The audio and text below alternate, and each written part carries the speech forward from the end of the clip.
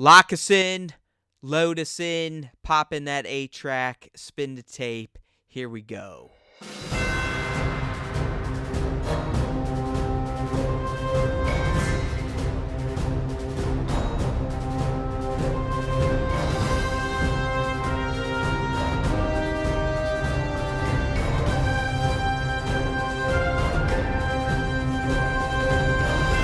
Hey now, everyone. Welcome back to a brand new, not-so-special edition of the Star Wars Time Show. It's Matt. It's Nick. Pete's taking a dump.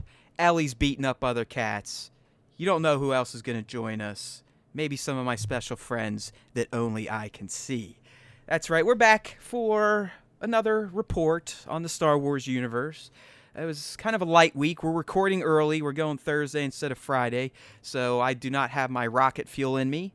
So that's probably why I don't sound like I'm slurring and I don't sound like I'm an idiot. But anyways, if something major does drop tomorrow, I may take it upon myself to fire up a solo to cover it. But for now, Nick and I are going to cover all things that we have dug up from that galaxy from far, far away this week in the flagship Star Wars Time Show.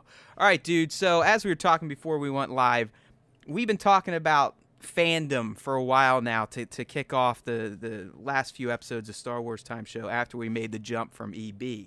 So we've essentially just made it a dedicated opening to Star Wars Time Show proper. You know, we've got a Resistance recap. We're talking about some special Star Wars Time Show topics, but we always have our flagship, the mothership, the show that started it all, the Star Wars Time Show.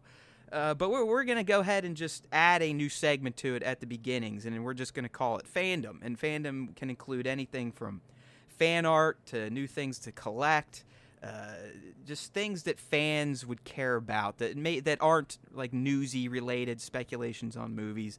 Obviously, that'll be the main part of our major cast. But we do want to touch on the fandom because that's one of our favorite aspects of being Star Wars fans is the collecting, immersing ourselves in Star Wars culture with other people, be it through books, toy photography, collecting toys to shoot, you name it. So, Nick, let's go ahead and get into the first of our two fandom stories for this week's Star Wars Time Show.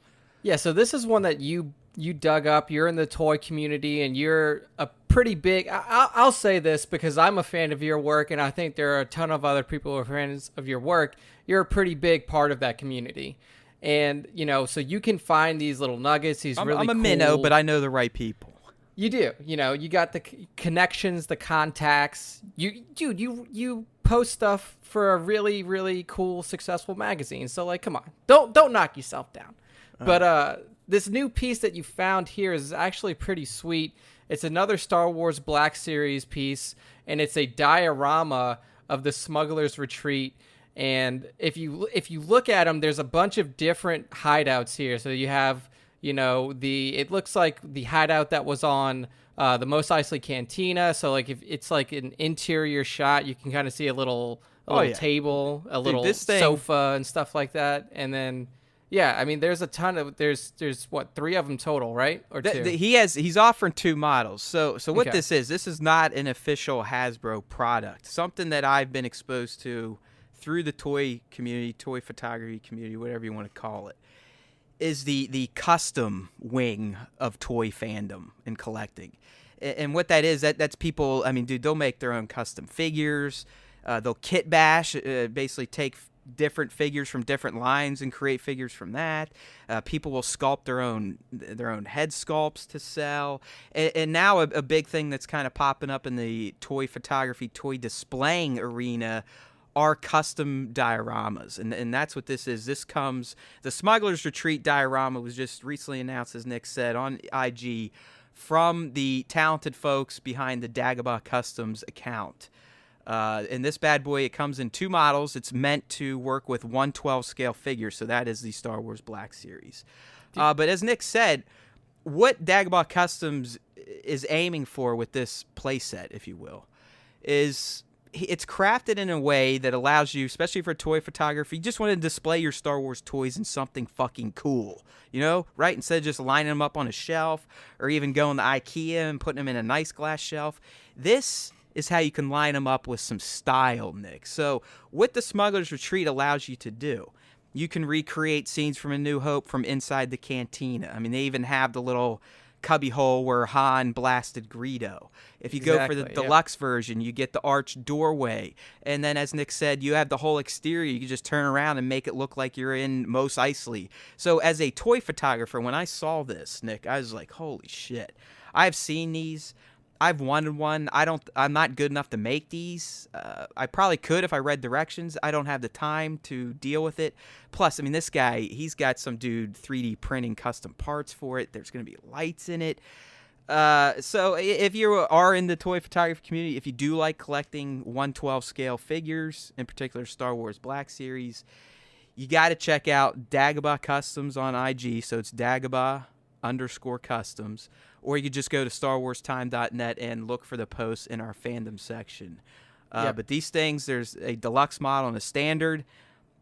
Nick's probably going to vomit at the prices, but I think it's worth it considering the just the artistic feel and the dedication this guy puts into his custom dios, 400 and 300 respectively. And yes, I have committed to the deluxe.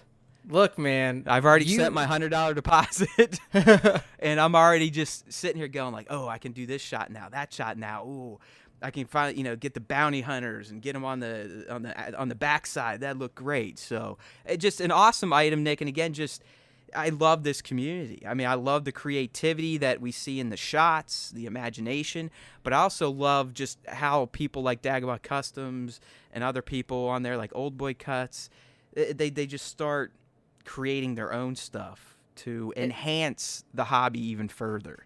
Here's one of the coolest things that's in this post, and obviously, like every podcast we post, I'll have the links in there to the stories that we're talking about.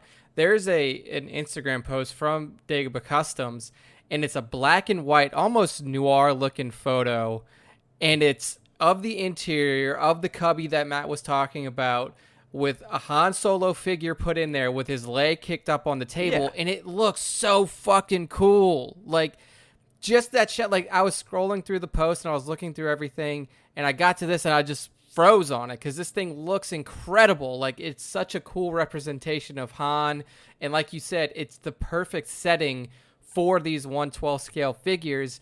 And like, I can just imagine having Greedo sitting across from him, and then like, if you can, you position his hand to be right by his blaster. Like, that shit is just so cool, and it gives you like, there's nothing like this out there. No, absolutely really, not. I mean, these are not official. This is all done by fans. I mean, that's why it's called Smuggler's Retreat and not literally Mos Eisley Cantina. But I mean, outside of photography, Nick, let's say you did collect toys. Would you not want to have that thing just to like stage some of your A New Hope figures? Dude, of course I would. I mean, and look, this costs $300, $400, like you said, but It's a piece of art. I mean, he's building essentially art. Yeah, but even if I had a kid, like, if I was rich and I had a kid, I'd buy this for them, and I would let them play. Like, hey, look, you can play in the Mos Eisley Cantina with your Han and Chewie figures, or with your Greedo, and anything like that. Like, it gives everybody the opportunity to stage, to play in, to photograph. Like, it's here. I'm gonna shoot you a link. This guy, to me, I mean, Dagobah Customs, awesome. I believe his name's Dakota. I mean, he's killing it. I'd say he's relatively new on the scene. This, to me, the guy I'm linking to you in Slack right now, Nick, Bud Futu. This is my brother from another mother because his name's Haywood. Yeah, I see. Okay. This guy, to me, is the king. I mean, it's almost like he came straight out of early, like, 1970s ILM, like, model making. Like, look at that stuff. Yeah, dude, this is incredible. That's just his display. Like, that's just his display. I mean, you don't have to do it while we're talking, but scroll through his feed. Every picture you see is taken within one of his custom real-life dioramas. Those fucking banthas are real. He made those. That shot with the Tusken Raiders that looks like it's just from A New Hope, all created by him. I mean, it's insane. He's created the Sarlacc pit, Hoth, the Wampa Cavern. It's insane. So Yeah, I would love to have Look a at conversation with Yoda's this hovel guy. on Dagobah. I mean, come on. But He's got like ghost, half ghost Obi there. Oh, yeah. Yeah. I mean, stuff like this is some of the most impressive collections, the most impressive, photography sessions I've ever seen. I mean, like, this is just truly here's beautiful his. stuff. That was his like regular count. This is just where he shows all of his custom work. And Yeah. he's look at that Jabba's palace entrance. Dude.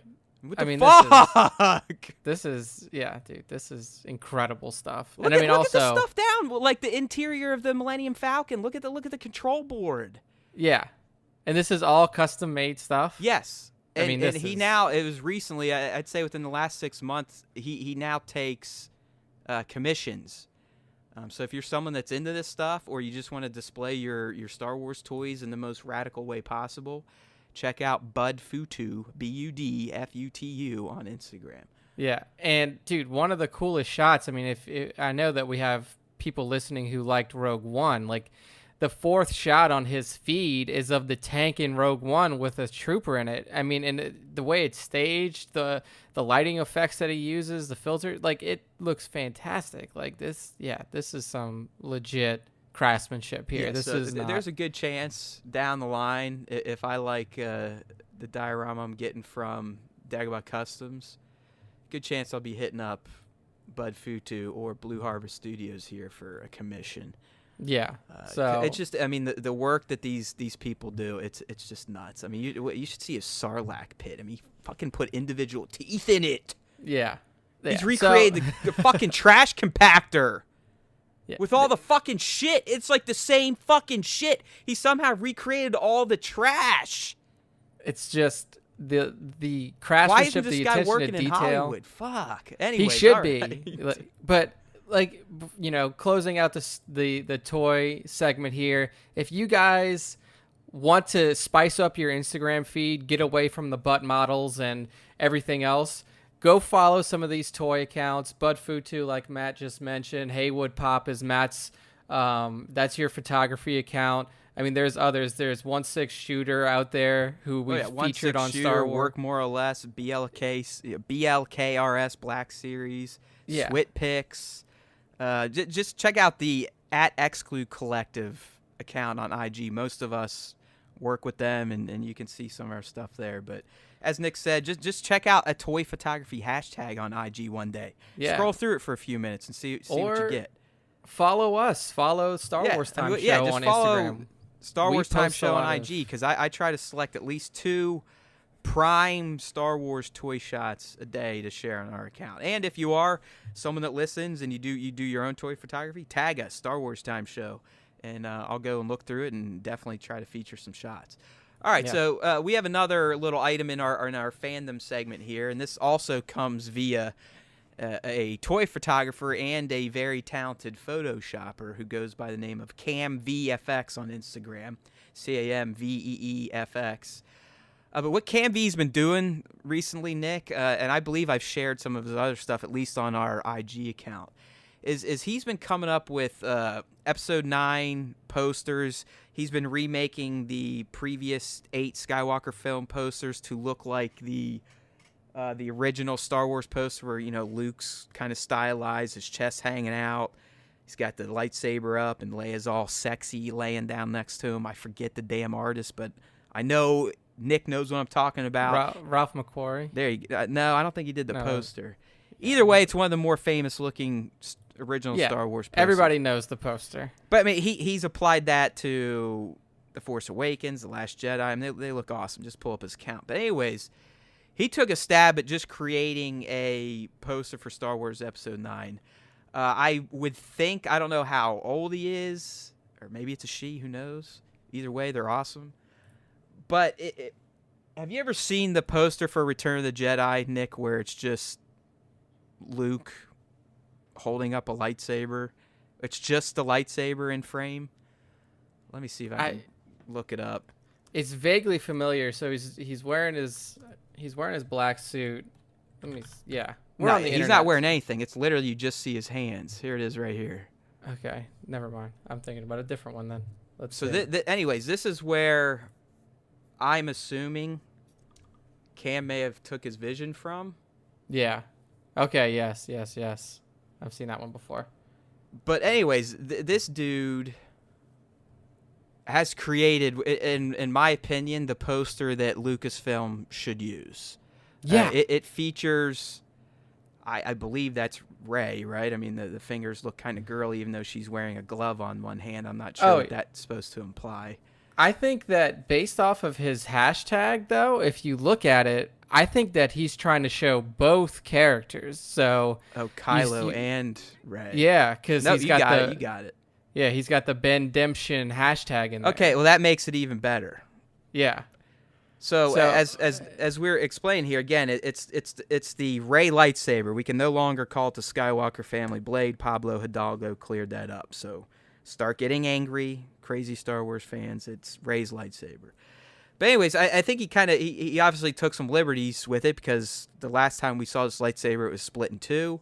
But it looks like he's kind of saying that, Rey is maybe left like a window where the kyber goes, and that it's almost as unstable as Kylo's blade.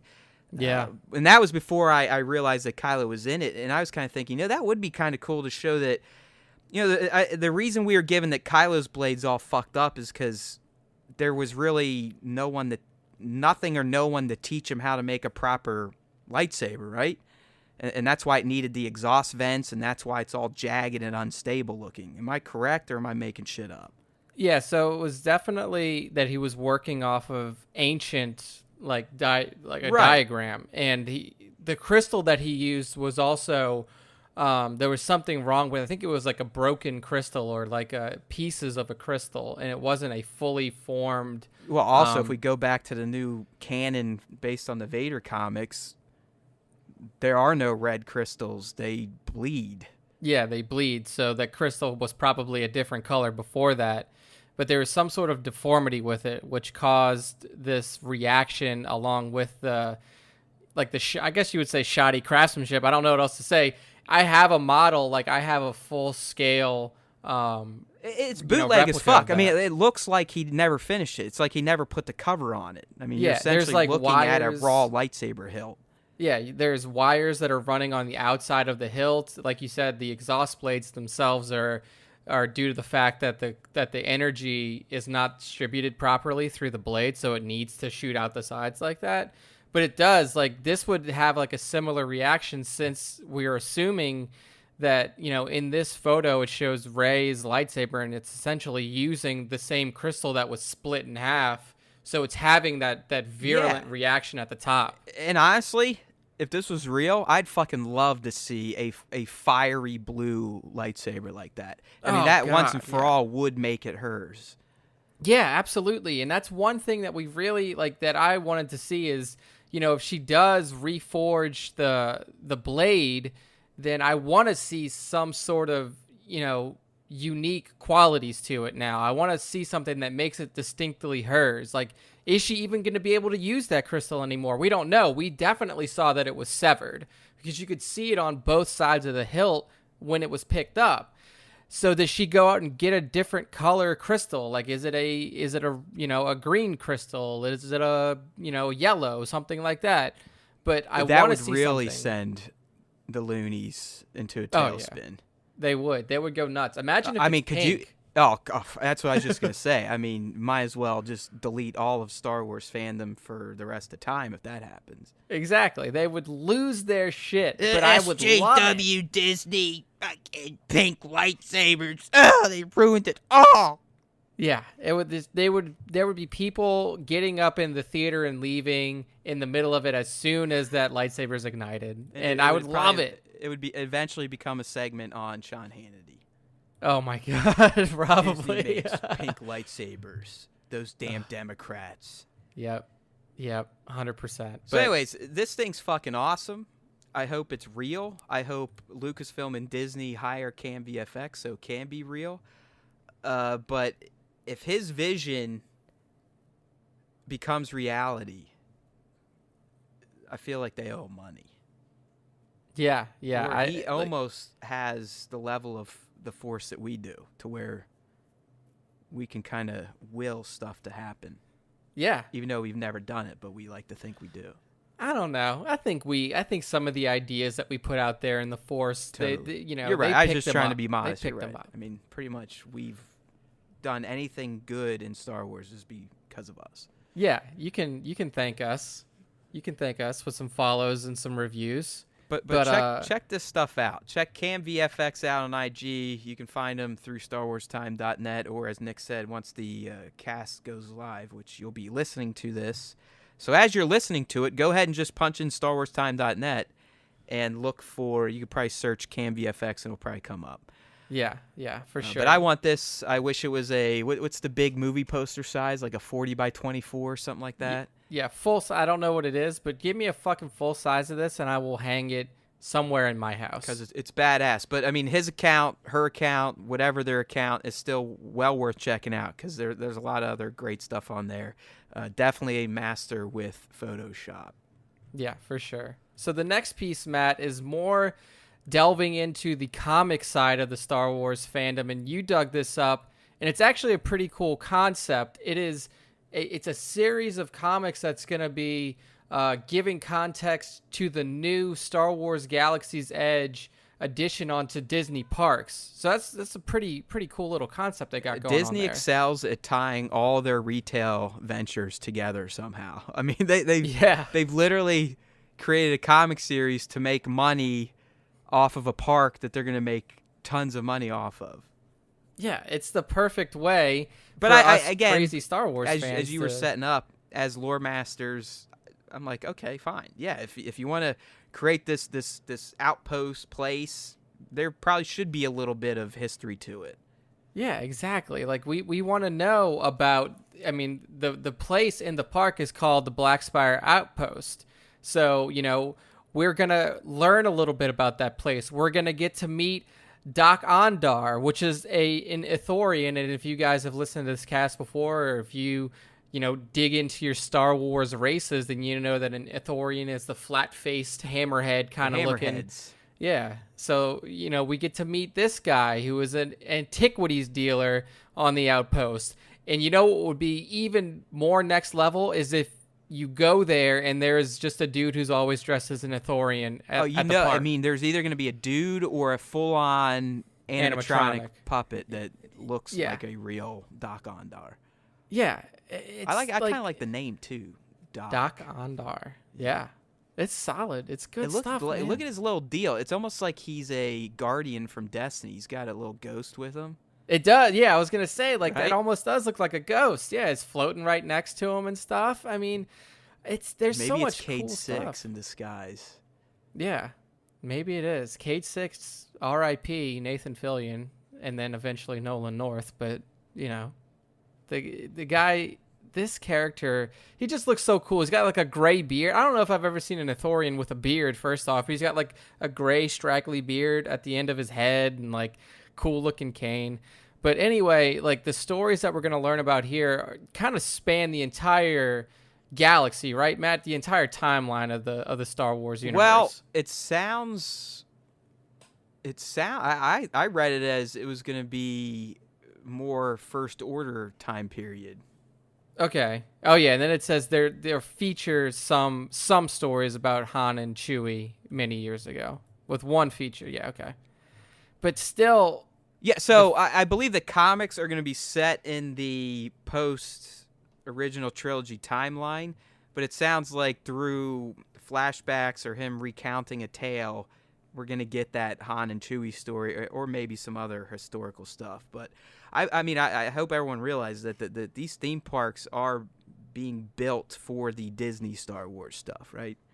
Yeah. Like, they're not recreating places from A New Hope and the prequels. It's the, some of you, I know you got a problem with Disney Star Wars. I just want to let you know.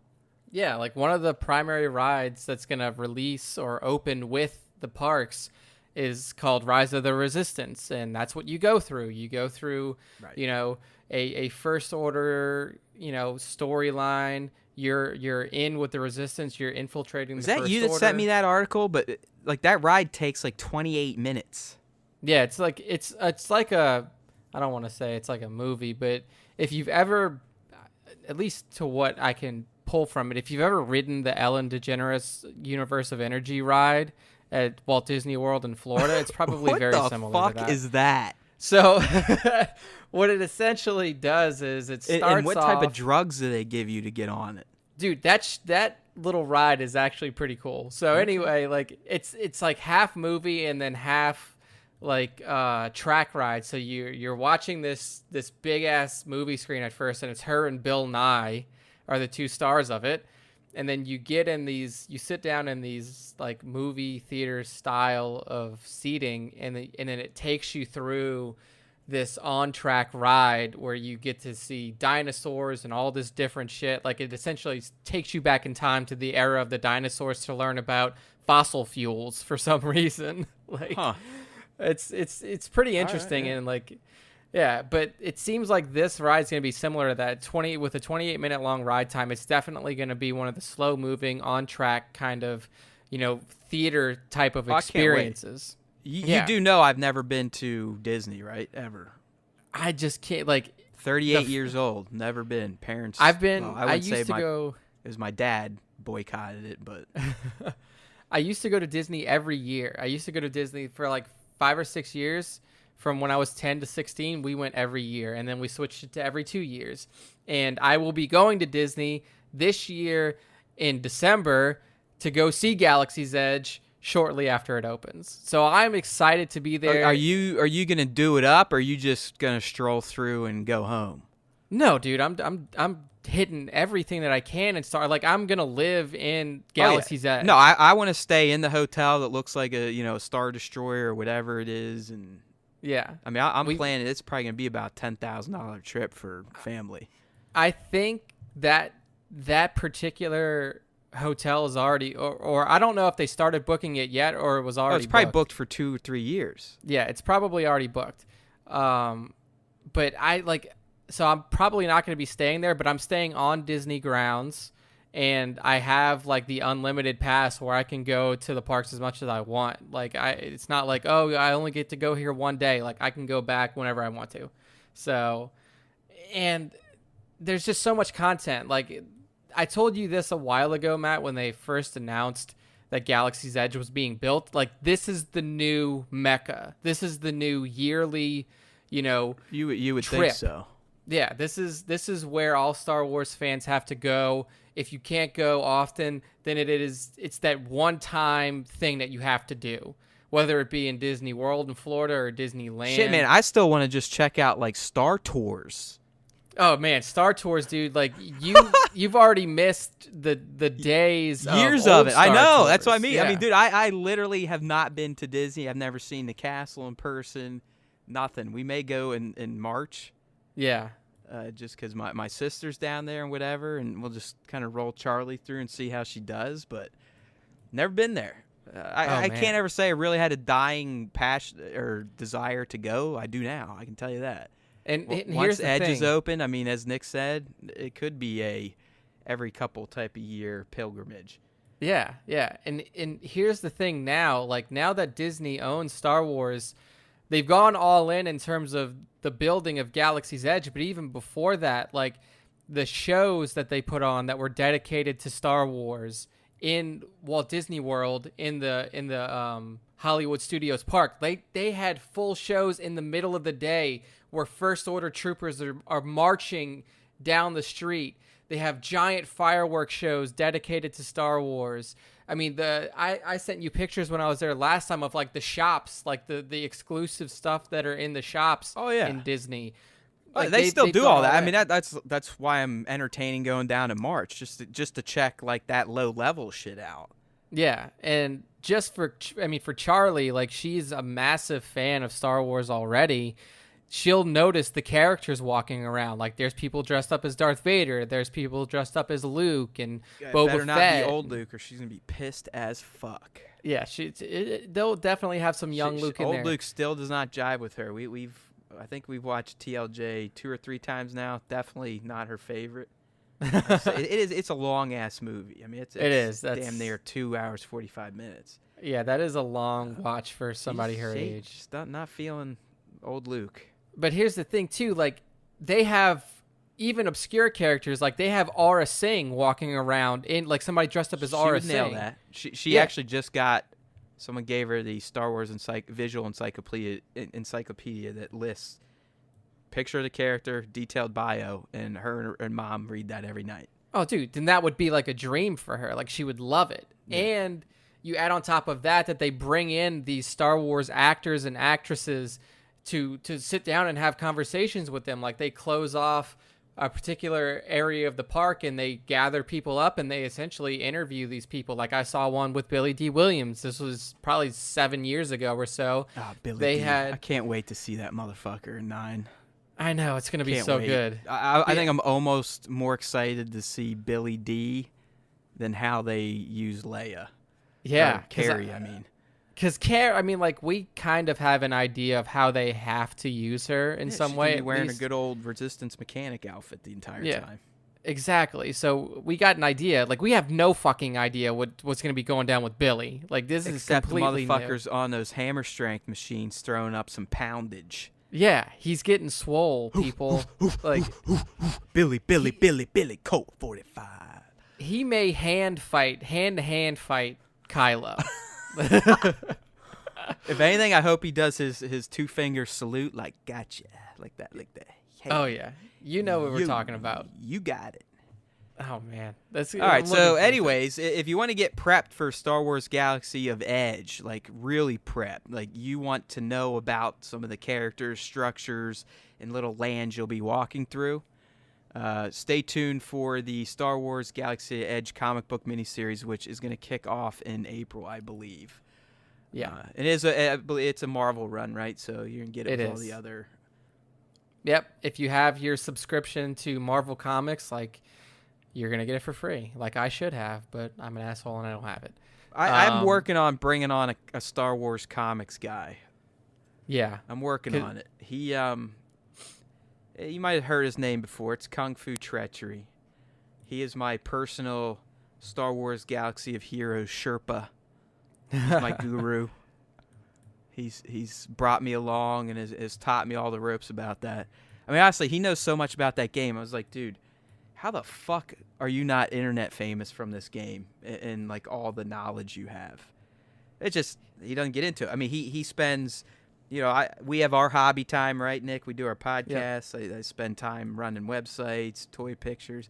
His hobby is playing that game and learning every single nuance. He's got to jump into YouTube videos. That's what I like to do. I mean, like I know the swoga. I know the swoga YouTube people. I mean, they're really not that impressive, but it's because they take the time to learn the nuances of the meta, and when new stuff comes out, they get that all covered. And really, these days, they're hooked up. I mean, Capital Games essentially gives them money accounts. Yeah, where everything's unlocked so they can make unlimited gems or whatever. They didn't even do that. They just give them essentially dev accounts. Like, here's all the shit unlocked, max, whatever, so you can make videos and drum up interest. Yeah. But anyways, he also is pretty hardcore into the comic runs, especially the new ones. He's on Jango Fett now. So I'm trying to convince him to at least give us maybe every other week, a piece a month, kind of focused on comics, and I'm even trying to maybe one day join us on the cast. I don't know if he's doesn't like public speaking or if he just wants to play Swago. But I think he'd be a good voice to have every once in a while, because trust me, he knows his shit. He's got his opinions like we do. Can't do it yet. Might have to throw him $1 or $2. Yeah, we'll see. He is the Swoga master, and hopefully he'll be joining us as our comic book guru. Nice. All right, man. So moving on, got some Star Wars video game news, but unfortunately, it has the words Battlefront in it.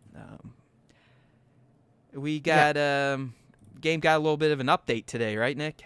Yeah, it did. It got an update concerning one Sith Lord, Darth Tyrannus. I'm glad that they ran with his Sith name, because I don't think a lot of people know that. No, yeah, I mean, like, it's barely ever said or mentioned within the movies. I think they said it twice. Like, Darth Tyrannus was mentioned by Palp, right? It was mentioned by Palp, and it was mentioned by Jango. He says, in episode 2, he's like, I was contacted by somebody named Tyrannus yeah, on the you're moons of Bokta. And Yeah, that's such a well-acted scene, by the way, in that Camino apartment between Django, Obi and Boba, Django. and Old Ben, where he's like, Yeah. curious. And then he like says it again one line later. Yeah. Curious. It's like, oh, fuck. Oh, man. Like, But yeah, little Boba comes in, Daniel Logan comes in, he's like, ah. Literally just Yeah. goes like, ah. Like, just He's makes like, a weird "Dad." face. Don Wee's here. Oh, I think that fuck. was his line. But so yeah, always, if you guys, always get me talking about these damn prequels. well, this is kind of, the first place where we run into Count Dooku is in episode 2. So we gotta go to prequel land for this one. But Did if you guys like Count Dooku as a character? Because it's Christopher Lee. That's Like- the only reason. Like, you can't hate Christopher Lee. I know. Dude's done I'm not everything. disagreeing with you, but I'm thinking overall, especially how he's used in the movies, especially, I mean, big surprise. Yeah. I mean, ultimately in the cartoons, he's awesome. Like, he's, to me, way more of a bad, imposing force in the cartoons, just like Anakin's better, Obi-Wan's better. I mean, we've said this before. I mean, just scrap the movies and watch the Clone Wars. Yeah. Yeah. But I don't know. I mean, it's just another great actor misused, another character with a ton of potential just misused. I mean, And another random prequel tangent just came to my mind. Do you remember that George actually thought that he was being tricky by naming Palpatine Darth Sidious? And, like, he would actually, like, be like, oh, yeah, I don't know who that is. What? I don't remember. No, there So was literally, like, a movement like, oh, who's Darth Sidious? It's like, dude, I'm he like, what do looks you and mean, who sounds the fuck is exactly the Darth Sidious? fucking same. I mean, at the end of The Phantom Menace, he literally telegraphs it when Mason Yoda are like, always two there are, a master and an apprentice. And the camera the entire time while they're saying that is fucking focused On Palpatine. on Homeboy. Yeah. Like, how do And you... then what? Oh, because he puts a fucking hood on and all we can see is his nose. We're not supposed to figure out who that is?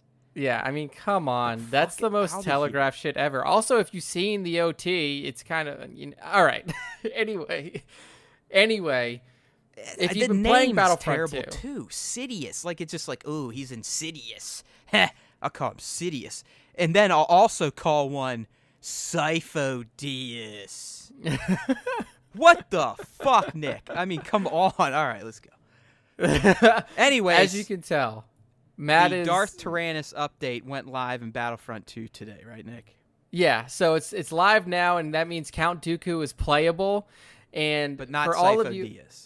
Not Sifo-Dyas, just Darth Tyrannus, which he's not a dinosaur. He is What just... the fuck's Dooku's first name?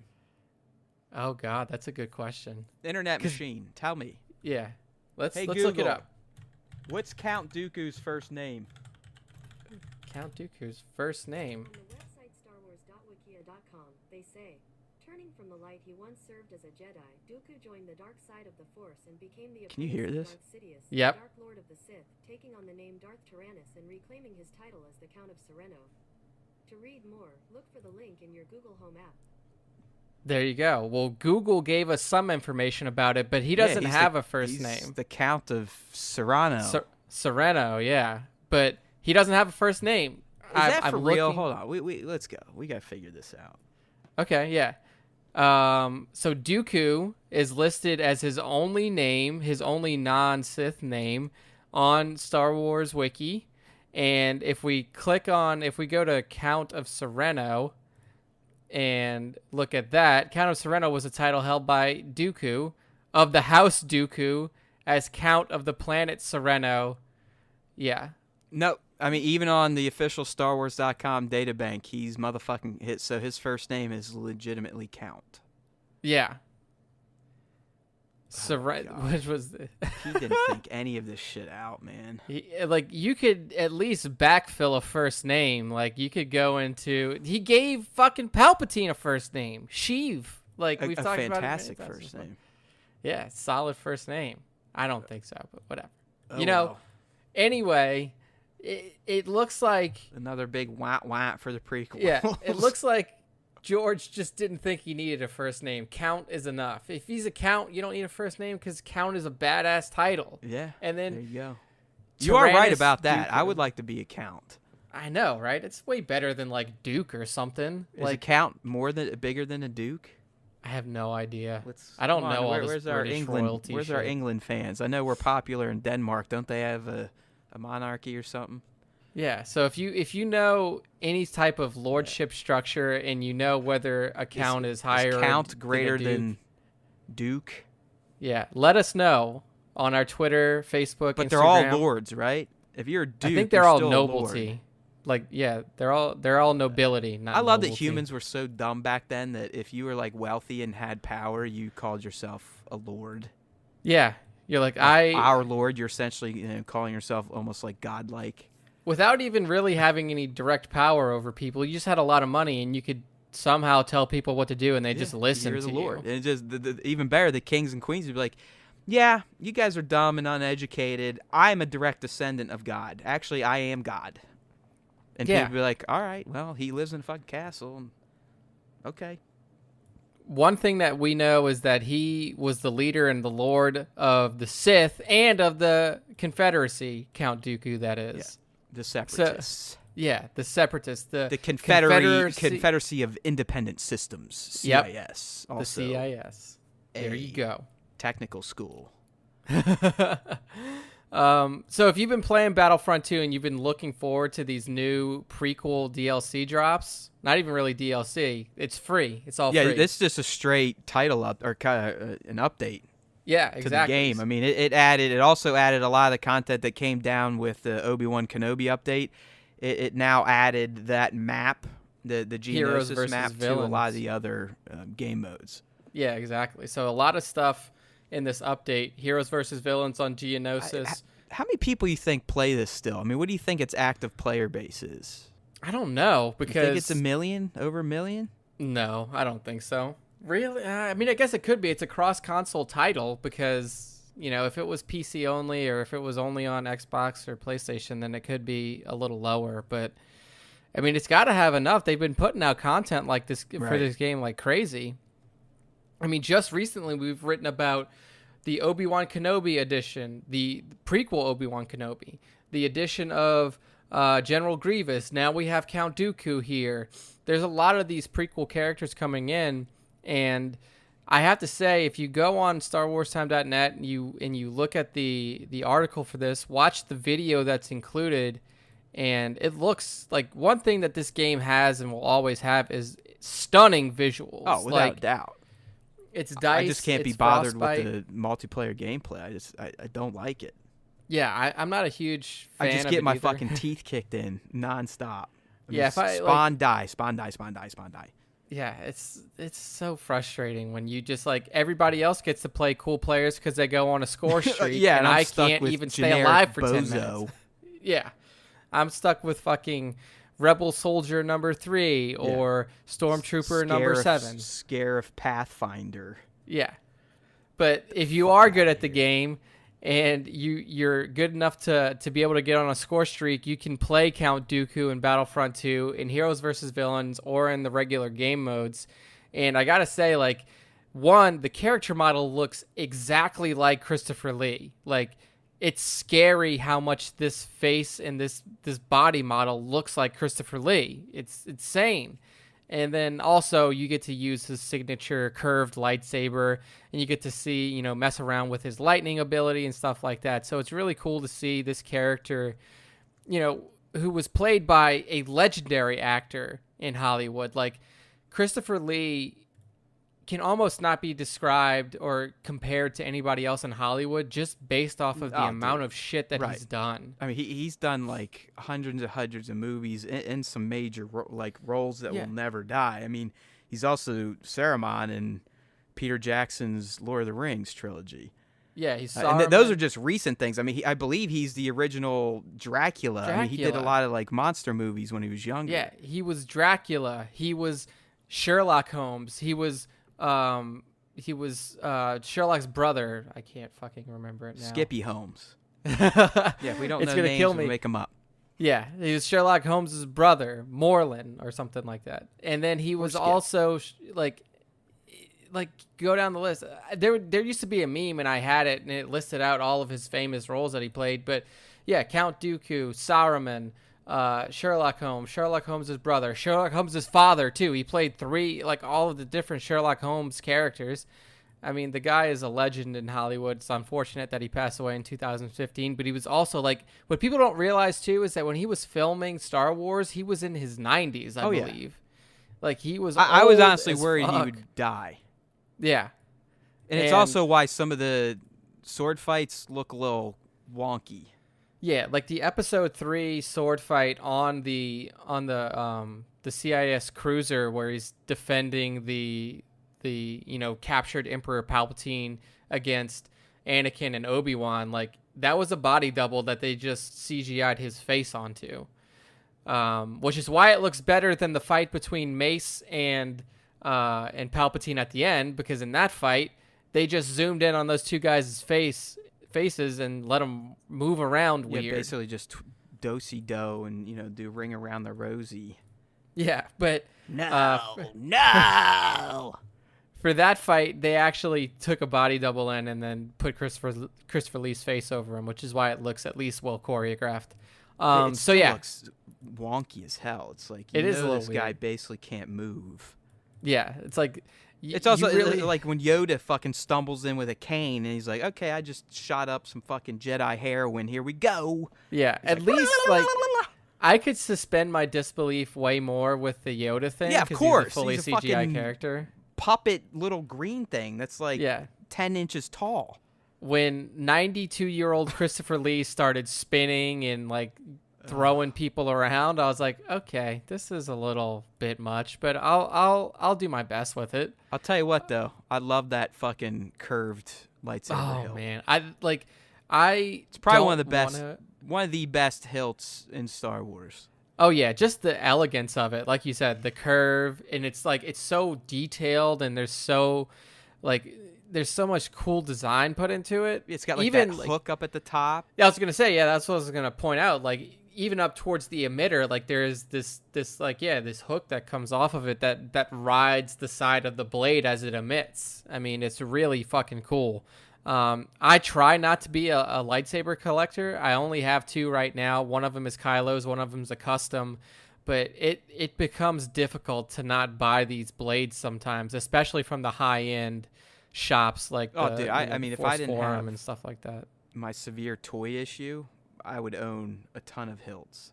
Yeah, they're so fucking cool. I mean, I have like the Master Effects shit, but whatever. Yeah. Those aren't like the real hilts. Yeah, exactly. Like there's the Master Effects are definitely fun. They're definitely good to display, hang on your wall and stuff like that. But the problem is for most of them, you can't remove the blades. So your blade's stuck in it. And really the only thing that you want is a highly detailed hilt, unless you're going to go out there and like smack around with people. Yeah, and their hilts, I mean, at least the ones I was buying in the early 2000s are slightly thicker because of the battery packs than what a real hilt would be. Yeah, so if you I semi-follow the Saber community, and it's pretty known out there. Like if you take 1-to-1 replicas and then put them next to your Master Effects or anything like that, the replicas, the 1-to-1 replicas are significantly smaller. So for those of you out there who want to get into like a Saber collection or anything like that, you can check out websites or Google Force Forum. There's a lot of incredible stuff on there.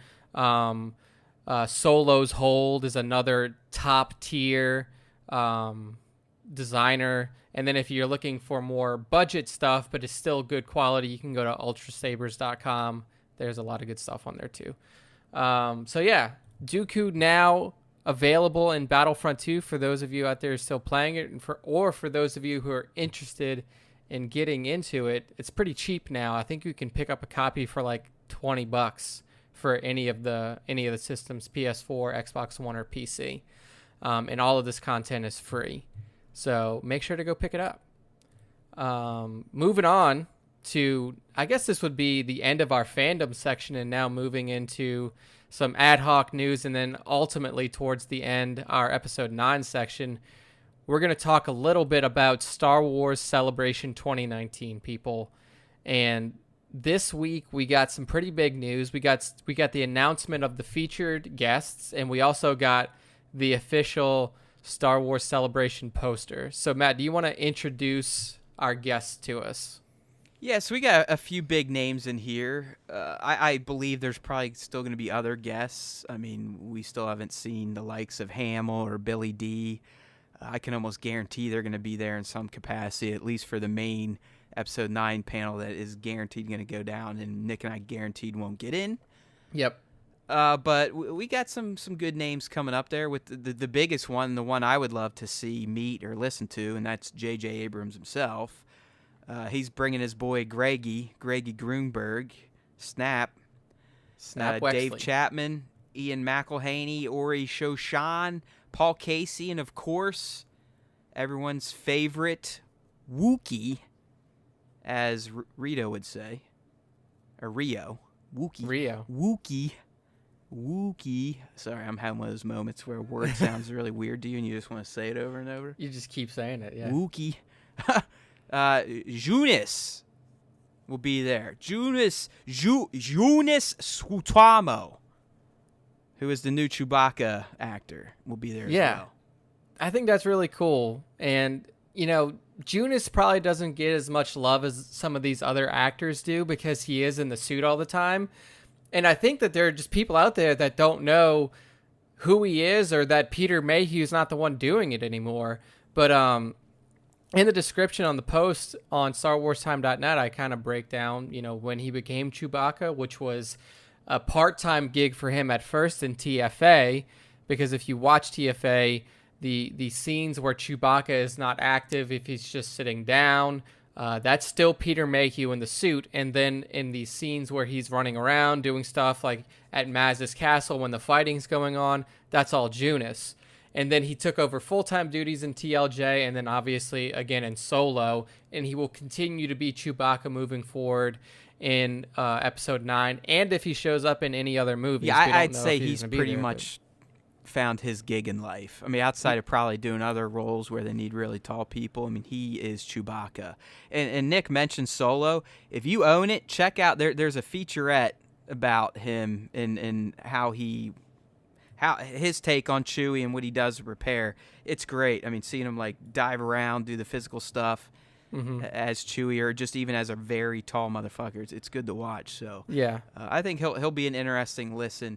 But like I said, Nick, I mean, the one I would personally want to listen to, or just even stand next to and hope some of his pixie dust makes it onto my shoulders, is JJ. Yeah, for sure. It's going to be really interesting seeing him there. And I mean, will he, like Ryan, the now hated Star Wars director, who was like, everyone loved him back at Star Wars Celebration 17. Do you think he will make his way through the halls where people have been herded for almost a full day as they wait to listen to the Star Wars Episode 9 panel? Do you think he'll walk through and say hi to fans, give them a hot dog, some popcorn? I think he's so. Like, you guys are fucking nuts. Leave me alone. I think so, because JJ seems more magnanimous. Like he seems like more of an outgoing personality than Ryan was. I don't know, man. Ryan was like all up in it last year. I mean, he spent, I think, almost an hour going through the line and like trying to talk to as many people as possible. Yeah, now if he tried to do that, people would be throwing empty beer bottles at him. Yeah, like it would be insane. But I don't know, dude. JJ seems like the kind of guy to do that. Like, I think he would. I think he would be out there. You know what's funny, though? Back to Ryan. I honestly think, as with most trolls, if they were face-to-face with him, I bet they couldn't say a single word to him. No, of course not. I bet they not. couldn't do it. They're keyboard warriors. I bet all they could do is say, like, oh, hey, Ryan, I really like your movies. Like a little girl who's, shy. Yeah. I guarantee it. I guarantee 98%, because I do think there's some psychos out there that probably would take pleasure in like fighting him. Yeah. But I think if they had a chance to sit down and talk to him and rail on him about his choices, they wouldn't be able to do it. No, of course they wouldn't. Or they'd turn it down. Well, most of the quote unquote people out there were fake. They were bots. accounts on Twitter, Right, stuff like that. Thanks for reminding me. And then the few people that were out there that probably do have a legitimate gripe with him, I don't think that anybody would ever be inflammatory to his face. Like, they may be able to sit down and have a conversation and like say, well, like, this is why I didn't like it. That might be the most they could do, but it wouldn't be anything to the level of what they say behind their keyboards on their computer. So yeah, I don't anticipate that happening at all. There's one other big name that I want to point out that's coming to Celebration this year, and it's Sam Witwer. And if you guys are familiar with Darth Maul's character in the Clone Wars or in Rebels, or even his voice in Solo, then you know who Sam Witwer is. He is the voice of Maul, and he's also the voice and the motion capture actor behind Starkiller in the Force Unleashed video games. So this guy, he's been a huge Star Wars fan for most of his life. He got the opportunity to take on the role of Starkiller first, I believe, and then Darth Maul later. And he's really like, he interacts with fans on Twitter. He shows his fandom through his Twitch streams. So he's a really cool guy, and hopefully I'll be able to see a panel with him, or maybe catch a picture with him on the floor. So if you're going to Celebration this year, one, Matt and I will both be there. Two, don't plan on getting any of these panels unless you want to wait upwards of 18 to 20 hours, or if you bought the Jedi VIP. Yeah, which I really wish that I would have, but I think next time I'm just going to start doing it, because even if we get media, you still don't get access to shit. So yeah, just because they're going to give it to the people who paid $2,000. But the funny thing is, I think the Jedi VIP is like $800, and I believe it usually sells out within the first 5 or 6 hours of a Celebration going live. Yeah, so you got to be on top of your shit, because Star Wars fandom isn't necessarily poor people fandom. I hope they fixed it, man. I hope it's different than it was in Orlando. I still believe Reed Pop's involved, so I don't have high hopes. Just kiss any good panels goodbye. I mean, really kiss most panels goodbye, unless you want to spend an inordinate amount of time in line. Yeah, so Matt and I will likely be covering those via YouTube or something like that if we can't get in. But yeah, I mean, this is going to be my first Celebration. And Matt, you've never been to any? None. This is my first one. Well, so hey, you're the old hand. Like you went to Celebration 2, right? Yes. Like I made it to 2 and 3 again. I know people are going like, "Well, those were for the prequels." This guy went to prequel. Yes. I've tried to explain my prequel journey to a lot of you. I was gung-ho about these. I mean, in 1990s teen Matt, I mean, that was his life. And I remember when I went to Monsters, Inc. or whatever just to watch the Phantom Menace trailer, and then I left. I mean, I did that for all of the prequel movies, because even back then, we didn't have YouTube. We didn't have trailers releasing online regularly. I mean, you had to wait for Apple trailers to do it, or you literally had to go buy a movie ticket and hope that you got the trailer before a movie you really didn't want to see. So I was excited for the prequels at one point in time. Yeah, and I mean, you were excited so much so for Celebration 2 that you went in cosplay That's before the other cosplay. thing. 2002 cosplaying, that it was not a normal thing to do. Yeah, like, and I'm glad I did it. It's still one of the most surreal moments of my life, walking out of the Indianapolis parking garage by the RCA Dome in full Jedi regalia, and having like 20,000 people, it felt like, staring at us like, holy shit, these guys are probably nuts, but that's pretty cool. I mean, families, take a picture. I mean, the line was was wrapped around the arena to get in, and because we were decked out in our Jedi gear, we were like, hey, whatever. We just walked in the doors. People weren't saying a word. Yeah, they thought fantastic. You were like a part of the con. Like, so that's crazy. You've never been. All right, well, yeah. I'm not gonna lie. Star Wars Celebration 2 was one of the best cons I've ever been to, and I don't know if it's just a matter of the times. It was still new. It wasn't quite nuts yet. I mean, it was definitely busy. But they would have. At night, they would host, hey, let's watch these 3 movies just in a big theater with a bunch of fans. Bring your lightsabers, be crazy. I mean, people would be like acting out scenes. It was fun. Or they'd have a room all day where it was just playing the new cartoons coming up, something like that. So Orlando, I don't know if it was the venue, the management company, it just sucked. I didn't feel like there was that much to see or do outside the panels and the main floor, and the main floor is honestly something you can cover in about an hour or two. And then outside of that, you're just like, okay, do I wait hours on end to see a panel or two, or what? So I don't know. Hopefully there's a little more free-flowing shit going on, some open rooms, but I wouldn't get my hopes up. Yeah. So I'm excited to go for the first time. I think you said, you told me, this is the 20th anniversary. The first one was 99. This is 2019, 20th anniversary of Celebration. Yeah. Yep. It's the last Skywalker saga movie that's going to be released ever, at least according to Disney. This is a pretty big one. It is. It's the biggest, too, because I don't believe they've ever had one run through a Monday. Yeah, it's like this is even Thursday the Thursday to Monday. preview day is kind of new. Yeah, this is a full-on massive Star Wars experience. I'm excited as hell to go.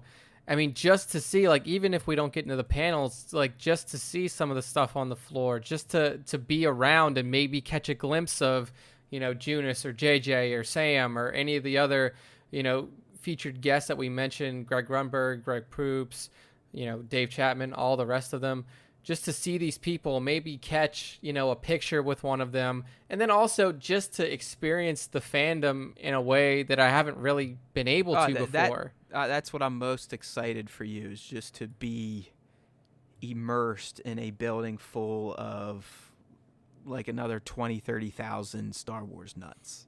Yeah. And it's seeing all the cosplay, the creativity, the Star Wars families. I mean, it's definitely, you could definitely spend an hour just sitting still and people watching. Yeah. I mean, it's gonna be an incredible experience. But if we can get in, the panels are fucking amazing. I mean, I made 2 the last one. I didn't get to see Hamill's, but I did get to see one that Warwick hosted. I love that guy. But it was with Ray Park. Fantastic. I mean, Ray was awesome. I mean, he was doing he was recreating the scenes. He was bringing people up and having them do it. But he was a good storyteller. The other one I got to see, I actually did get the invite from Disney, and that was the Star Wars Rebels, where they announced that it was ending after season 4. Then I actually got to go into the press huddle after that, which was pretty cool, where they were literally just like you'd see sitting at a table, and we'd be raising our hands asking questions. So yeah, the panel is where it's at. It's a nightmare, and like I said, unless you're paying to play, you will be doing a lot of waiting in lines. And the episode 9 panel, I guarantee it's going to happen. Hasn't been announced. It's going to happen. It'll probably be Friday morning. That one will require, I'd say, a minimum of 15 to 18 hour wait, sleeping over type of shit. Yeah. I mean, that's the dedication of Star Wars fans. I considered it the last time. That is no way. I'll kill people or myself. I know myself too well. Matt and I, Matt, you're going to be there with your family. I'm going with my girlfriend. So, we also want to kind of experience the city of Chicago a little bit. I mean, I've never been there. I don't know if you've been to Chicago, but it's nice. You'll like it. I think the weather's going to be miserable. I'm holding out hope that it's going to be maybe in the 40s, I hope. Yeah. But if it isn't, man, I mean, it's not called the Windy City for nothing. So yeah. For sure. So, I'm hoping to at least, be able to catch a dinner or something like that and, see some stuff around Chicago at night after the celebration floor is closed. But, we'll see what happens. One thing I definitely want to snag when I'm there is a full-size poster or a full-size representation of the poster that was shown, via or revealed via this post on StarWars.com. This poster looks incredible, dude. It has everything. I really like it. I mean, it's got this, it almost looks like an illustration. Yeah. It's not like a 3D print or anything. It's kind of has an old school feel to it, but and that's the Jedi symbol in the middle, right? Yeah. I have that tattoo on my arm. Okay, so they got the Jedi symbol, which is essentially the Rebels kind of played their symbol off of that. But on one side you got the light with the major face being Luke. The other side you got the dark with the major face being Vader. And it's a great looking poster. It's something I would definitely consider picking up and hanging up here. I just like how they, you got then obviously you have Rey and Kylo down there kind of mirroring each other. Yep. It's just good looking art. Good look. I'm a big fan of art, Star Wars art in particular. Yeah, 100%. I mean, if this I is mean, my available, entire where I do the cast, where I call it EBHQ. There is one bit of wall space left, and that's reserved for the Episode 9 poster. But literally, it almost looks like a restaurant. My walls are nothing but Star Wars posters. that's beautiful though. Like you can hardly see any just beige wall. Yeah. Who in there, if I had the ability to do that, I would do that. And like, what Star Wars fan in their right mind wouldn't want a room like that that's just dedicated to Star Wars fandom front to back? Like, come on. Yeah, got my IKEA Delta shelf or whatever with all my Star Wars figures in it and lights. I mean, it's a thing of beauty. I mean, you'd come down here and think that a 5-year-old inhabits this basement, but who gives a shit? It makes me happy.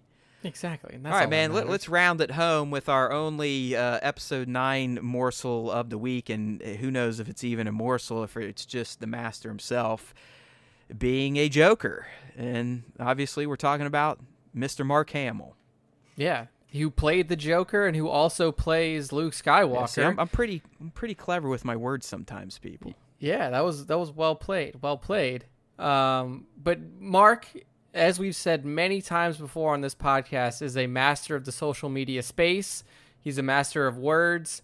And, not today, but earlier this week on the 22nd, he took to Twitter to possibly, like Matt said, drop us an Episode 9 nugget.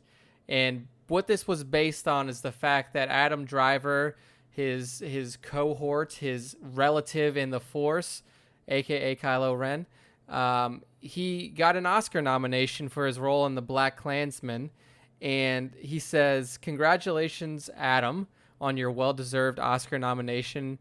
Playing a good man only pretending to be evil. Hashtag just saying." Now, yeah, it's the hashtag obviously, that kind of gets the speculation wheels turning, right? exactly.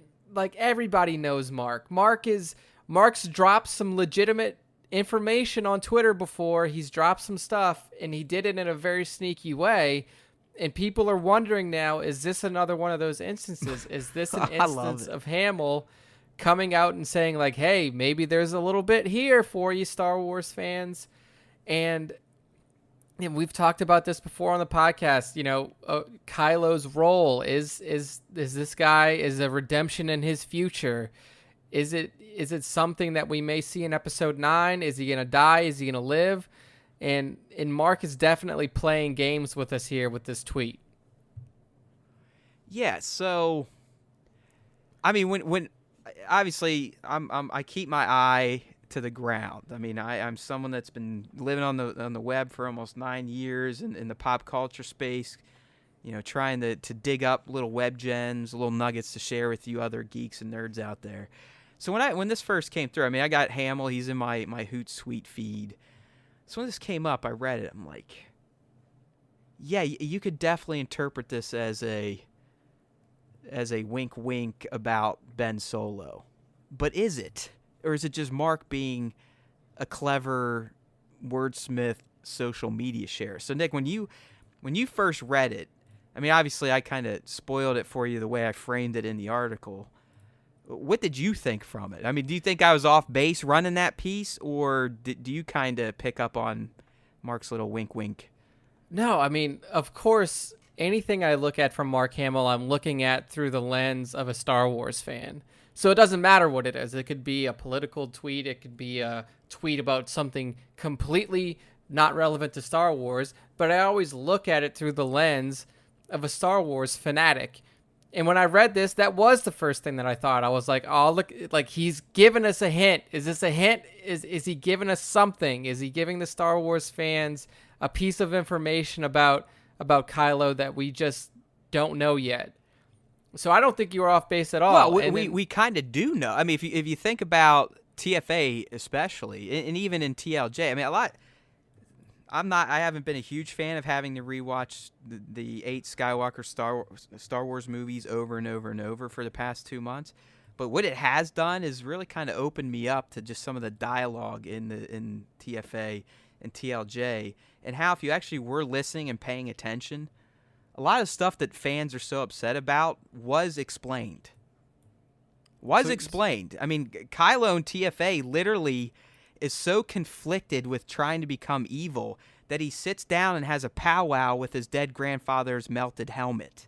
Exactly. At the beginning of TLJ, Snoke chastises him. He's like, dude, you were so broken over killing your dad because you aren't full evil that you let a noob kick your ass. Yeah. And then at the end, he's like, bro, I connected you and Rey through the Force because I know how conflicted you are. I knew she would latch onto it, and I knew she would try to come and redeem you. So Snoke literally used his weakness, his affinity to the light, yes, to bait in Rey to try to kill her. Right. So again, is Kylo a good man today? No. But is he a good man that thinks he needs to pretend to be evil? Now, I'm not saying, like, Kylo's been basically undercover for the Resistance. I'm not saying that. I'm not saying, like, he's actually doing what Adam Driver did in Black Klansman. I'm saying that deep down, Kylo is a good man, but he feels, because of Snoke poisoning him, this, that, and the other thing, he feels his dad abandoned him. He feels his uncle fucked him over. He does have this need to pretend to be evil. Like, yeah. I need to do this. He needs to find a way. There are events in his life that have driven him down this path. Like you said, from the moment that he was born, almost from when he was a small child. Let's be honest. Han and Leia are shitty parents. They are. They're really bad parents because they had way more important things in their mind that they needed to attend to than Ben.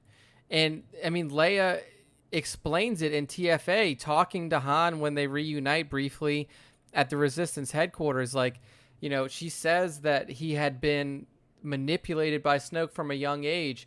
And she also said that, both of them wanted to do their own things. Yeah. Like she admitted they gave invested. Up on him. Or like, yeah. She said, I never should have just gave him to Luke. Yeah, that's where we lost him. That's exactly what she says. Yeah, she sent him off to Uncle Luke in the Jedi Academy and essentially gave up on her own son, which is something that still haunts Leia. I mean, like, you could see it, you could feel it between those two characters. She fully gives up on him in 8 finally when Shadow Luke shows up. She's like, I get it. I thought I could get him. I know he's lost. But Luke reminds her, no one's ever truly lost, so there's another. I mean, there's still the opening, and Nick and I have talked about it. So I do believe, and I know Nick believes it. I think we kind of disagree potentially on how it's going to get there, but this movement going on, and Nick mentioned it when we were talking about Cam's poster. But the first time I saw it was in Mark's post when I was reading the comments to see how people reacted to it. Some people are like, "Damn it, Mark, you spoiled the movie." Others are like, "Awesome." But then I started seeing this Bendemption hashtag. And let's be real. I don't think it's Nick and I really going out on a limb saying that Kylo's probably going to be redeemed. I mean, as much as Ryan did in TLJ to kind of reset some of the tropes for the Skywalker saga, to move forward, to get away from the Skywalker shadow, I still think Episode 9 is going to follow the path of the new trilogy, just as the previous 2 movies have. I mean, you got to remember, TLJ is fucking New Empire. Yeah, there's a lot of mirroring same to Empire shit, within people. that movie. Like, literally, the good guys are left with their fucking tails between their legs, and they're on the ropes. Yeah, exactly. They got to it a little differently, but there's a very good chance the big bad is going to see the errors of his way in the end and fucking do the right thing and be redeemed. Yeah, whether, like you said, Matt, like, we're kind of in a small disagreement. And here's the thing. I don't disagree with you that it is likely that he dies. I just don't want him to. Like, I don't want this character to die. In my opinion, when Vader died at the end of 6, his arc was complete. Like we had seen the entirety of his arc. I mean, he was much older than Kylo. Yeah, is now. I mean, he was Kylo's in his 30s at this point. Yeah, and if you just look at, like, Vader was physically degraded to a point to where there was no way that his physical form could last anymore. He hasn't wanted to be alive since, he lost the high ground. Yeah. Literally. I mean, the only thing that kept him alive was getting revenge on people. Exactly.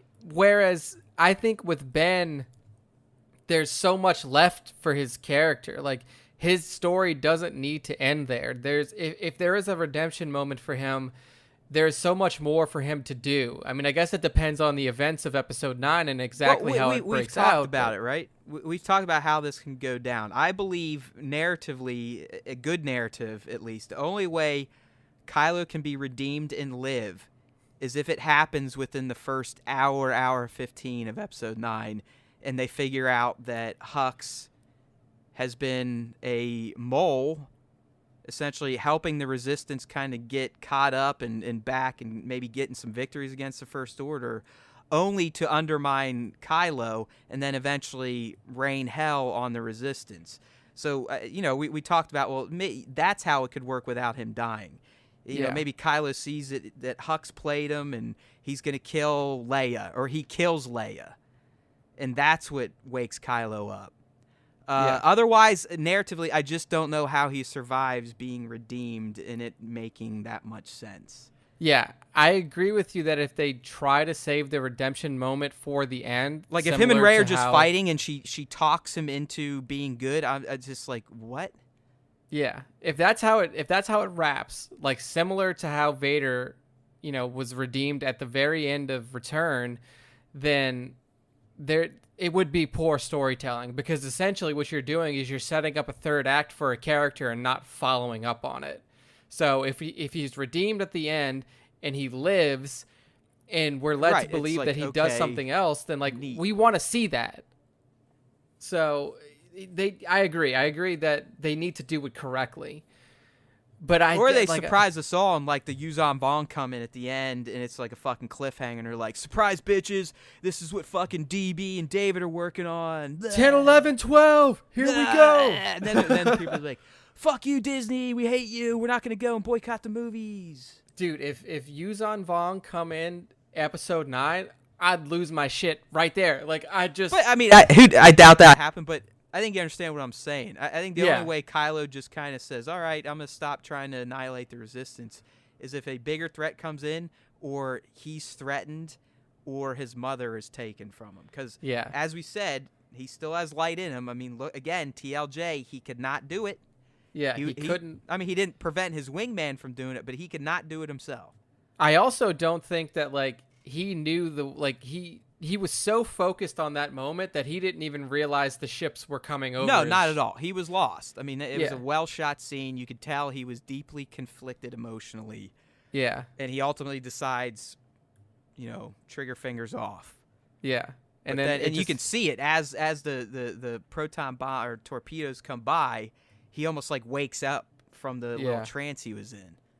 Yeah, so... And Leia knows it's coming, too. I mean, it's, again, a great shot scene, but hey... Can't say anything good about TLJ. I mean, I don't know, dude. This is my favorite character in the new trilogy. People can say whatever they want. I love Rey. I love her as a character. I love the mystery behind her, and I also love the growth of that character over the first 2 movies that we've seen. But to me, the depth of Kylo's character and just the intricacy of his background and the current conflict within the movies that we're seeing now is so well written throughout TFA and TLJ that I want to see more of him. Kylo's arc is essentially what Anakin should have been. Yeah, a well-written this Anakin younger, very highly skilled person in the Force making the horrible decisions to make him evil, where we didn't really get to see that outside of killing a few fucking sand people. Yeah, exactly. There was so much that led to Ben's fall, seeing in TLJ. He loves being evil. Yeah, and he embraced basically Anakin compromised himself as a person to try and get something easy to become evil. Yeah. Kylo and, wanted to be evil. I mean, rightfully so. Like, we see it in TLJ. Like, his uncle tried to kill him. But he was already in his evil sleep. before that. I mean, that is made very clear. Luke says, I saw in and knew he was lost. Should Luke have done what he did? Absolutely not. It just made matters worse. But Luke already knew it was toast. Like, Kylo was fucked going to Luke's academy. That was the last-ditch effort. I mean, Leia, she was like, I can't fix him. Maybe Grandmaster Homeboy can. And that's why Luke was in there. He's like, no, it's done. I see, but Snoke I think at the end... Go, listen to the quotes, man. No, Listen I what heard Luke it. says. I heard it. I heard the quotes, but I also think at the end, when he clearly apologizes to him, I think he admits that he did wrong and that he still had a shot. Like, that was not like what I think he was sensed in admitting him. that pulling out that saber was the wrong thing to do. I don't think he's admitting that I could have fixed you. I think that he was. I think that he essentially takes the fall, like he takes the blame for the predicament that he's in now. So that's fine. I mean, he's basically doing the Obi-Wan Kenobi thing, like, oh, I'll take all the blame. Where it's bullshit. I mean, the character themselves makes the decision, not the fucking master.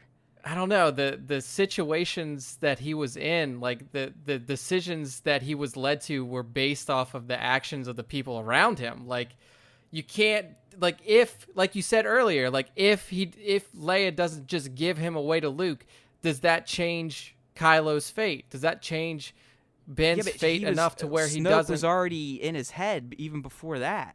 Like, Yeah, Snoke but has been in his kid's head since he was like 10. I know, but I just don't think that means, like, if Snoke's in his head, that doesn't automatically mean that he's going to turn into a fucking dark side force user. I'll leave it at this. I'm going to trust the last Jedi, the last great Jedi, in his abilities with the Force to tell if someone's fucked or not with the dark side. And he clearly said Kylo was fucked. I don't know, but then also Grandmaster Yoda comes back and says, you've been an idiot for a while. Like, you've always looked at things and you always think that it can't be fixed, or you always think that if you messed something up, then nothing can fix it. And that's the point that Yoda made to him. Like, there's more than just what you see in front of your face. Yeah, I took that more as like the way he handled Rey. I mean, I think it definitely applies to that, but I also think that it can apply to Kylo too. Like, those two characters are so intertwined. If that was his mentality, then why did he give up on Anakin? Then why did Yoda give up on Anakin? Right. I mean, if Yoda feels like, hey man, nothing's ever set in stone, why didn't they try to fix Anakin? Well, I think that's him also pointing out his own flaws. Like, he clearly recognizes that the mistake that Luke made is the same mistake that he made with Anakin. But it's not. Anakin was not evil. But he was he was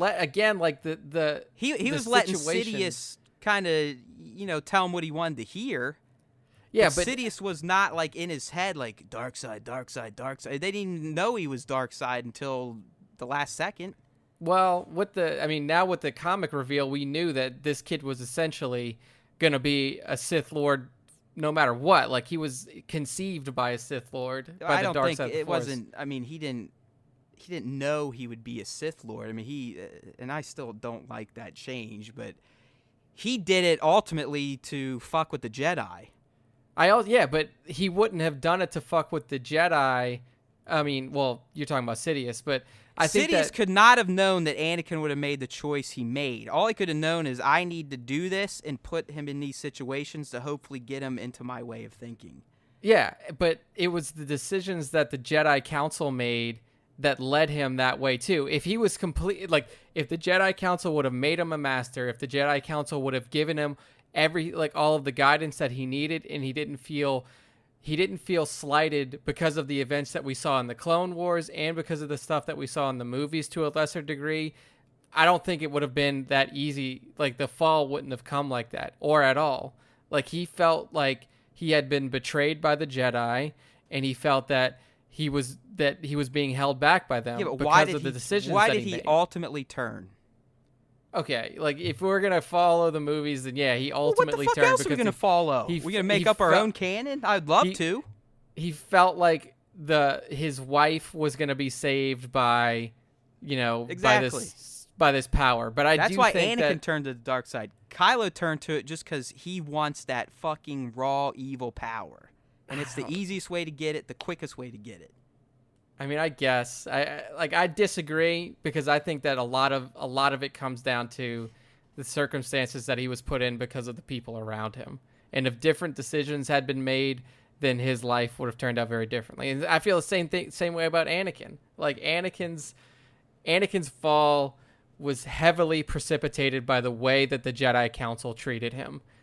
And even so much so that, he felt secluded even within his own order, that he couldn't even talk to the people about the situations that he was going through. Like I just feel like there was a lot that could have happened differently. We didn't know if that. That's decisions- just because the movies fucking sucked, and he didn't take the time to write those type of scenes.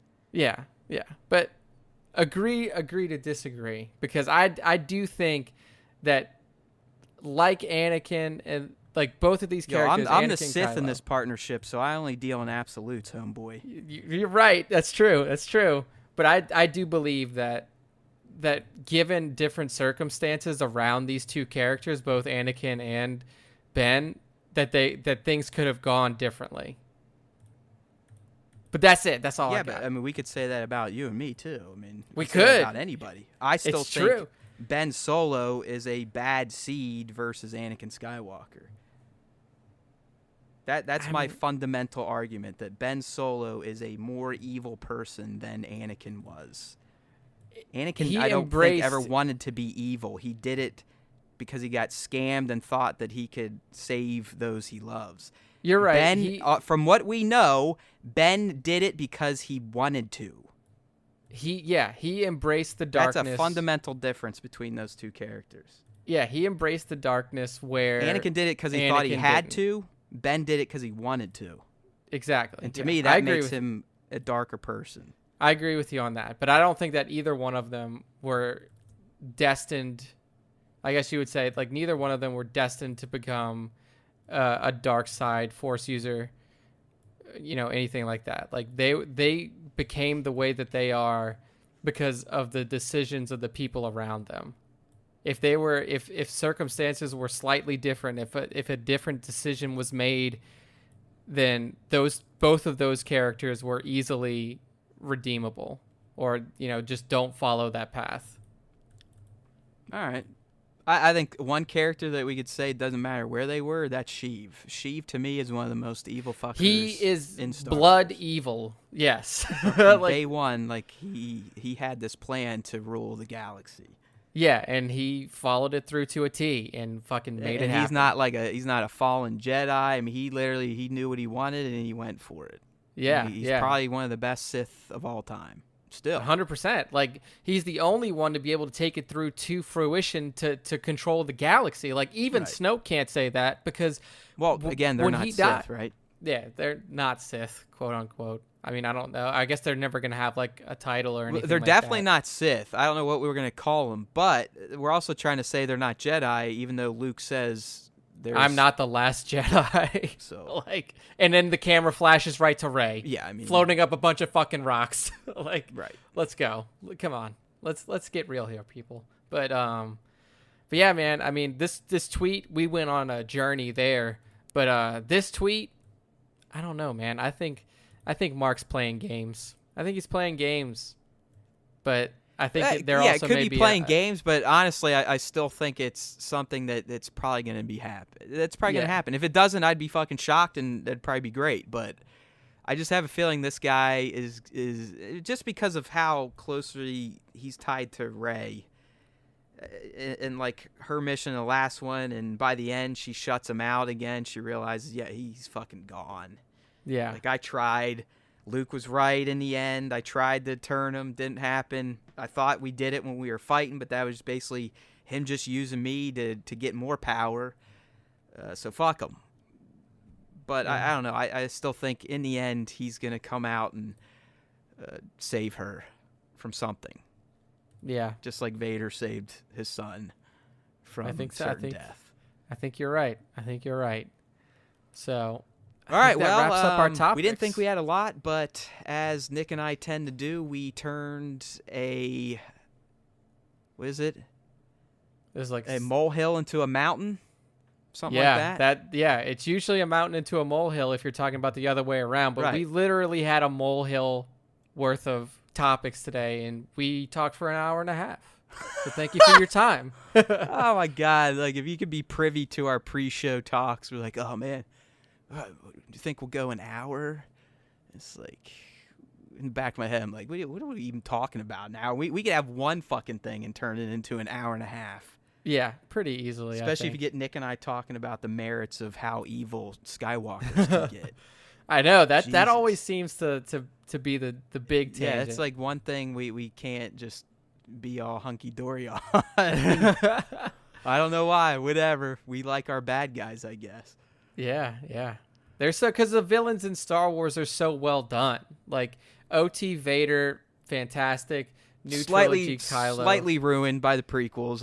Yeah. I'll never see him the same again. But it's gotten better. I can even almost tolerate the no in Jedi now. So. Yeah, it and then made infinitely better by the Clone Wars TV series.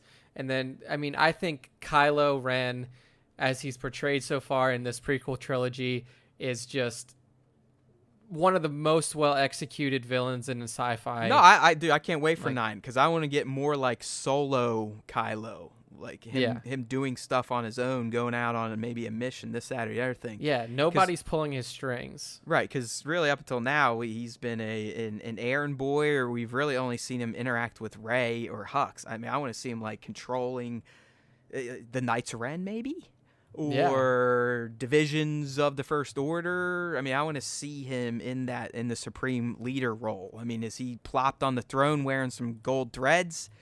I don't know, but hopefully we'll find out soon. I mean, I at this point, that trailer ain't dropping until Celebration, people. I think we'll probably get the title prior to Celebration, but the trailer, mark it. It's going to drop Friday to Celebration. You can almost take it to the bank. The only other time I could see it coming out, Super Bowl weekend. Yeah, that's it. That's the only other option. But it's on CBS, so I don't know if ABC's going to throw ad money at them. You never know. Who knows? All right, well, you'll know when we know, because that's what we do. We bring you Star Wars hand-delivered with a bow, so you can figure out all the news you need to be concerned with from each week, as well as just some random shit that you may not even be thinking about, which we talk about now in our fandom segment of the Star Wars Time Show. So until next time, my friends, please just let that force be with you, always.